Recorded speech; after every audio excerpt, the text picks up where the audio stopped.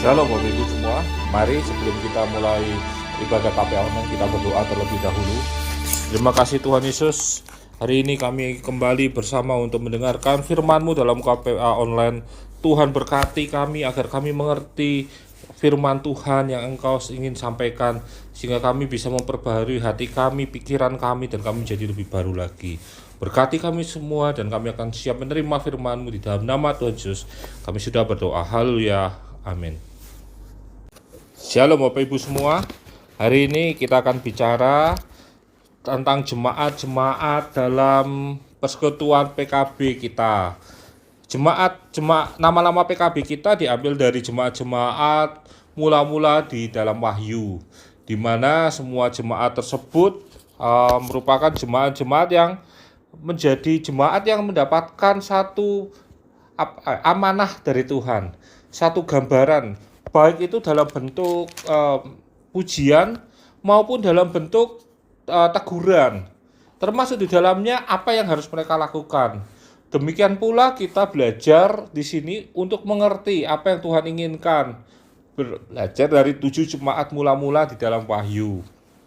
Bapak Ibu semua, hari ini kita akan belajar tentang jemaat Tiatira. Jemaat Tiatira ada dalam Wahyu 2 ayat 18 sampai yang ke-29. Saya akan bacakan demikian firman Tuhan. Dan tuliskan kepada malaikat jemaat di Tiatira, inilah firman Allah yang matanya bagaikan nyala api dan kakinya bagaikan tembaga. Aku tahu segala pekerjaanmu, baik kasihmu maupun imanmu, baik pelayananmu maupun ketekunanmu. Aku tahu bahwa pekerjaanmu yang terakhir lebih banyak daripada yang pertama. Tetapi aku mencela engkau karena engkau membiarkan wanita Isabel yang menyebut dirinya nabiah mengajar dan menyesatkan hamba-hambaku supaya berbuat zina dan makan persembahan-persembahan berhala. Dan aku telah memberikan dia waktu untuk bertobat, tetapi dia tidak mau bertobat dari kesinahannya. Lihatlah, aku akan melempar dia ke atas ranjang orang sakit, dan mereka yang berbuat zina dengan dia akan kulempar ke dalam kesukaran besar, jika mereka tidak bertobat dari perbuatan-perbuatan perempuan itu. Dan anak-anaknya akan kumatikan, dan semua jemaat akan mengetahui bahwa akulah yang menguji batin dan hati orang, dan bahwa aku akan membalaskan kepada kamu setiap orang menurut perbuatannya. Tetapi kepada kamu, yaitu orang-orang lain di Tiatira yang tidak mengikuti ajaran itu dan yang tidak menyelidiki apa yang mereka sebut seluk-beluk iblis, kepada kamu aku berkata, aku tidak mau menanggungkan beban lain kepadamu. Tetapi apa yang ada padamu, peganglah itu sampai aku datang. Dan barang siapa menang dan melakukan pekerjaanku sampai kesudahannya, kepadanya akan kukaruniakan kuasa atas bangsa-bangsa.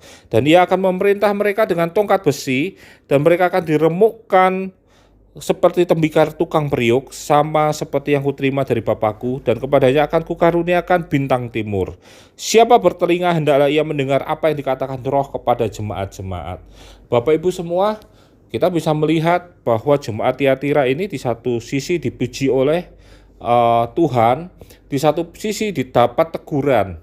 Dalam pujiannya, Yesus bicara tentang apa? Dia bicara tentang bagaimana jemaat Tiatira itu mampu memposisikan diri sebagai jemaat yang taat, yang melayani, yang kasihnya besar, yang imannya besar. Tuhan memuji baik kasihmu dan imanmu, baik pelayananmu ataupun ketekunanmu. Bahwa yang pekerjaan-pekerjaan yang mereka lakukan itu, hal-hal yang mereka lakukan itu adalah yang semakin hari semakin lebih baik. Ujungnya apa? Pekerjaanmu yang terakhir lebih besar, lebih banyak daripada yang pertama. Itu adalah bentuk bagaimana Tuhan memperhatikan bahwa jemaat Tiatira ini juga spesial. Sebagai seorang jemaat, memang jemaat Tiatira ini menunjukkan tentang bagaimana sebuah jemaat harusnya berdiri. Berdiri di atas apa? Di atas kasih dan iman. Di satu sisi, mereka menunjukkan kasih dan iman mereka dalam apa? Pelayanannya mereka dan ketekunan mereka. Ini adalah satu hal yang sempurna dari sebuah jemaat. Namun, di satu sisi, Tuhan bicara. Dia menegur bahwa mereka, di antara mereka, ada yang jatuh dalam persinahan dan penyembahan berhala. Mereka memberikan satu ruang kepada seorang wanita yang dikatakan wanita itu namanya Isabel. Wanita yang menyatakan dirinya sebagai nabiah, Tapi mereka Nabiah itu mengajarkan sesuatu yang tidak benar, yang sesuatu yang menyesatkan. Karena itu Tuhan memberikan waktu untuk jemaat-jemaat Tiatira yang sudah terlanjur masuk dalam perangkap penyesatan dari Isabel. Tuhan memberikan kesempatan mereka untuk bertobat. Dan ketika mereka bertobat, Tuhan akan menjauhkan dari hukuman-hukuman yang ada. Nah, Bapak Ibu semua, di terakhirnya Yesus memberikan satu hal. Dia memberikan satu garis bawah kepada mereka yang tidak termasuk dalam jemaat yang tersesat. Tuhan memberikan satu penguatan bahwa mereka akan diberikan kekuatan, kekuasaan. Tuhan akan memberkati mereka, menjauhkan mereka dari setiap hukuman-hukuman yang diterima oleh jemaat-jemaat yang mengikuti Isabel itu. Bapak Ibu semua, dari jemaat Tiatira ini ada 3 hal yang bisa kita pelajari. Yang pertama, ketika kita membangun jemaat-jemaat di dalam PKB ini adalah merupakan seperti gambaran jemaat-jemaat mula-mula. Karena apa? Karena gereja kita dibangun dari keluarga, datang demi keluarga. Sehingga gereja kita disebut pelita kasih family, keluarga pelita kasih. Karena itu PKB adalah hal yang penting yang membangun sokok guru dari gereja. Dia adalah tiang-tiang gereja.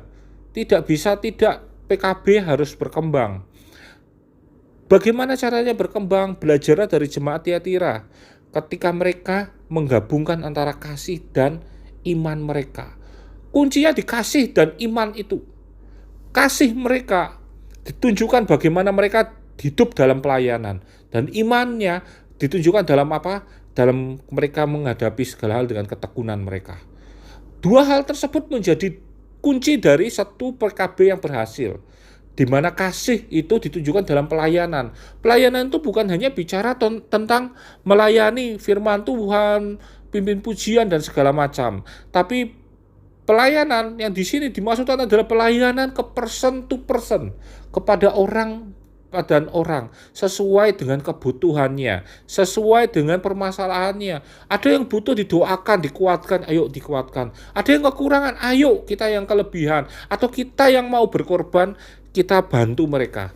Disitulah kunci dari sebuah pelayanan.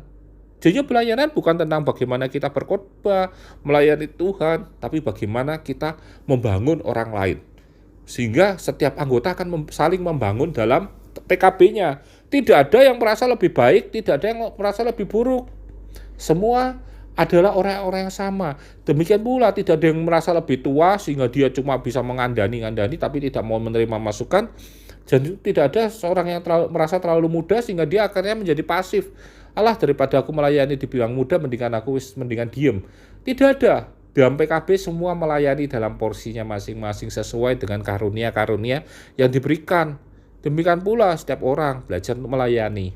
Dalam ketekunannya, makanya dalam PKB itu dikatakan kelompok tumbuh bersama, di mana semua anggota saling bertanggung jawab atas pertumbuhan rohani dari anggotanya.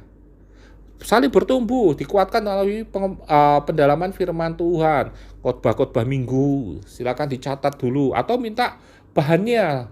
Kalau saya selalu menyediakan PowerPoint-nya, ada PowerPoint-nya, silahkan kalau ada yang mau minta untuk jadi bahan, lalu dibahas satu persatu apa yang menjadi berkatmu itu. Jadi tidak perlu seorang pemimpin PKB atau anggota PKB bingung untuk mau khotbah apa.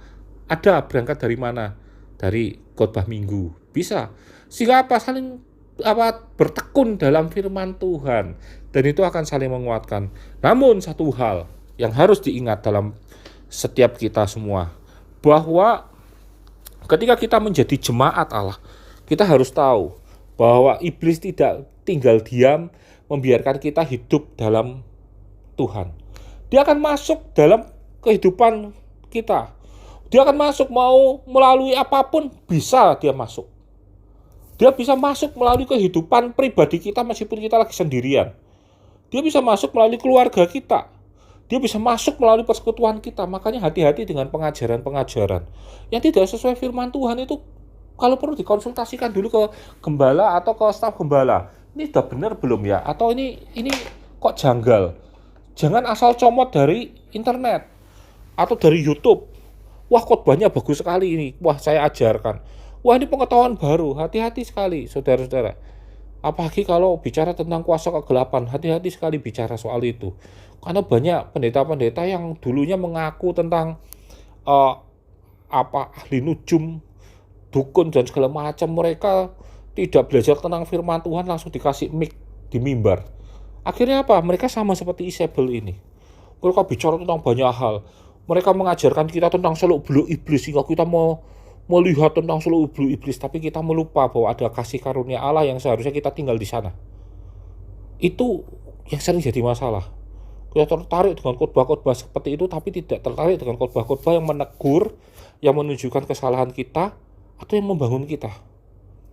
Akhirnya apa? Yaitu kehidupan rohani kita stuck. Karena kita berpikir tentang apa? Materi dan materi dan materi. Padahal Tuhan inginkan ada pertumbuhan yang konsisten, konstan, progresif orang bilang. Selalu bertumbuh bersama. Tidak cuma satu bidang aja kita bertumbuh.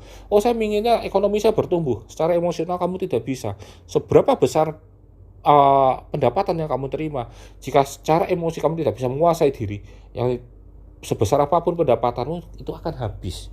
Karena itu Tuhan ingin membangun diri kita secara progresif, secara pertumbuhan yang konsisten. Ada pertumbuhan yang konsisten dari anak-anak menjadi seorang dewasa, bukan dari anak-anak menjadi dewasa tapi pemikirannya masih kanak-kanak seperti khotbah saya di minggu kemarin. Karena itu diingatkan terus, hati-hati dengan pengajaran. Tidak usah masuk dalam pengajaran-pengajaran tentang iblis. Wah, mau pelajari iblis itu apa? Banyak pelajaran tentang firman Tuhan yang lebih menguatkan. Ketika kita berpegang pada Tuhan, iblis tidak akan bisa masuk dalam kehidupan kita. Iblis tidak akan mampu menyentuh kita ketika kita bergantung pada Tuhan. Itu yang paling penting. Hal yang ketiga kita belajar, apa yang kita pelajari dari jemaat Tiatira adalah ketika kita hidup dalam iman kita. Bapak Ibu semua saling menguatkan dalam iman kita. Supaya apa? Iman kita itu bertumbuh. Iman yang bertumbuh menghasilkan pertumbuhan rohani yang dewasa. Iman yang bertumbuh akan menghasilkan mujizat-mujizat yang bisa kita jalani. Tidak perlu lagi kita harus ikut KKR. Tidak perlu lagi kita menunggu datangnya pendeta-pendeta kesembuhan ilahi, menumpang tangan baru sembuh. Enggak. Dalam PKB kita akan merasakan jamahan Tuhan, mujizat Tuhan. Kenapa? Karena 2-3 orang berkumpul dalam namaku, Yesus hadir, Tuhan hadir. Karena itu saling menguatkan dalam imanmu. Orang lebih kuat imannya, yang sedang kuat imannya menguatkan mereka yang sedang lemah. Didoakan setiap penyakit yang ada di tengking, berdoa bersama, ada keterbukaan tentang masalah-masalah yang sedang kita hadapi. Sehingga setiap anggota bisa mendoakan, kita menguatkan, saling menguatkan, berdoa bersama. Setiap masalah bisa dibicarakan sehingga kita bisa menemukan solusi yang terbaik. Itu gunanya kita bersekutu bersama dalam PKB. Karena itu penting bagi kita Bapak Ibu semua untuk mempelajari firman Tuhan dengan baik. Kita menguatkan melalui firman Tuhan. Kita berjalan dalam ketaatan firman Tuhan sehingga kita tidak menjadi orang yang terhilang, tidak menjadi orang-orang yang berjalan menurut pemikiran sendiri, tetapi menurut firman Tuhan. Dan saya yakin melalui pelajaran tentang jemaat Tiatira, kita menjadi jemaat yang disempurnakan, diperlengkapi dan dilengkapi oleh Allah, dan kemudian jemaat tersebut menjadi jemaat yang dipakai oleh Allah dengan luar biasa. Tuhan memberkati. Kita sudah mendengarkan firman Tuhan, mari Bapak Ibu kita berdoa. Terima kasih Tuhan Yesus, hari ini kami sudah belajar tentang jemaat Tiatira. Biar Engkau selalu melengkapi kami, menyempurnakan kehidupan kami, kasih kami, dan setiap tindak tanduk kami, sehingga kami dikuatkan melalui firman Tuhan. Kami dikuatkan melalui persekutuan kami dengan saudara kami dalam PKB kami. Berkati PKB kami agar PKB kami menjadi PKB yang kuat secara iman, kuat dan terikat dalam kasih Yesus, sehingga kami dalam pelayanan kami menjadi pelayan yang memberkati dan hidup dalam ketekunan. Dan ketika Engkau datang melihat ketekunan kami, Engkau menemukan iman yang besar kepadamu Yesus. Terima kasih Bapa, terima kasih Roh Kudus. Hamba-Mu sudah selesai berbicara. Biar benih firman-Mu yang ditaburkan ini mampu bertumbuh, berbuah, dan berbuah tetap dalam kehidupan kami.